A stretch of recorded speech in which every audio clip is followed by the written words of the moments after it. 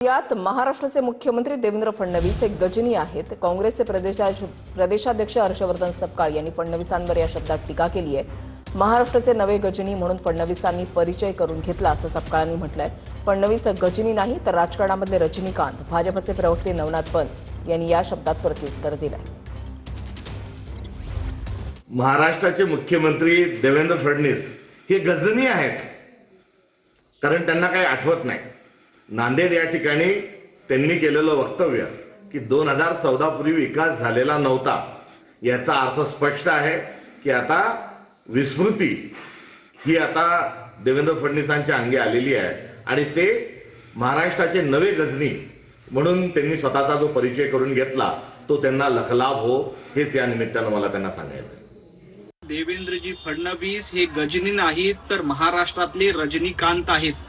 ज्या सुपरफास्ट स्पीडने महाराष्ट्राचा विकास करण्याचं काम देवेंद्रजी फडणवीस यांनी केलंय, परंतु तुम्हाला स्मृतिभ्रंशाचा आजार झालाय, तुम्ही विस्मृतीमध्ये चाललाय।